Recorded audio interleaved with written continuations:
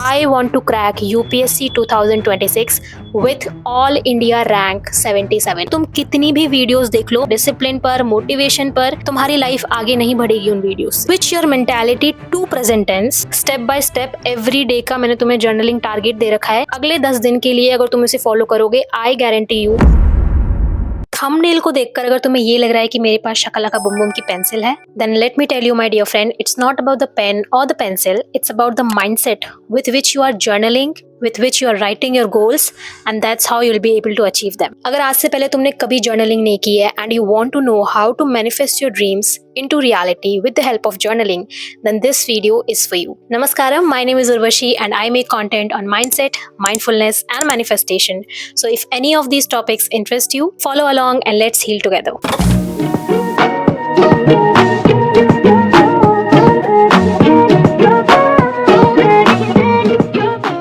There are lots of objectives of doing journaling: to clear your mental clutter, to understand your emotions better, to document your life, your experiences, to plan your day or weeks. But in this video, we are going to talk about this particular objective of manifesting our dreams with clarity. And in order to make it simpler for you to understand, मैंने पूरी process को 5 steps में divide किया है. And according to me, second step and fifth step is the most important. और अगर तुमने इन दोनों स्टेप्स को अच्छे से नहीं समझा और अच्छे से प्रैक्टिस नहीं किया, then you will never be able to manifest your dreams into reality. First step is to take pen and paper. मैं ये क्यों बोल रही हूँ? Because डिजिटल एरा में हर कोई सिर्फ फोन पर लिख रहा है, पेन और पेपर पे बहुत कम लोग लिख रहे हैं. So हमें डिजिटल जर्नलिंग नहीं करनी है. Take A4 size sheet, any notebook, any diary, जो भी तुम्हारे पास है, real paper and real pen. Step 2 is setting a reminder. या तो अपने फोन में रिमाइंडर लगा लो कि मुझे अभी इस टाइम पे जर्नलिंग करनी है, या फिर तुम अपने रूटीन में जो काम ऑलरेडी कर रहे हो, for example brushing your teeth, having your dinner, going out for a walk, कुछ ना कुछ तुम्हारे रूटीन में एक ऐसी हैबिट होगी जो तुम रोज कर रहे हो, तो इसे उसके साथ पेयर अप कर दो सो दैट तुम इसे भूलो ना. This is very important according to me, क्योंकि तुम एक दिन जर्नलिंग करोगे, 2 दिन करोगे, तीसरे दिन अगर तुम इसे छोड़ दोगे, then there is no point of doing it. Step 3 is be specific with your goals. बिना सोचे समझे कुछ भी नहीं लिखना है.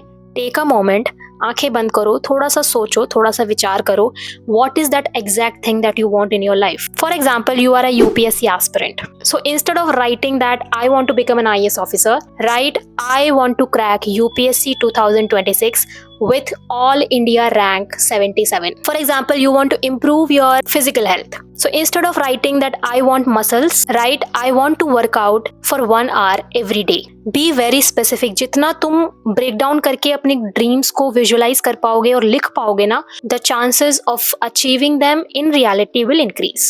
Step number 4 is write about that goal in present tense. हम यूपीएससी एस्पिरेंट वाले एग्जाम्पल को ही लेके चलते हैं.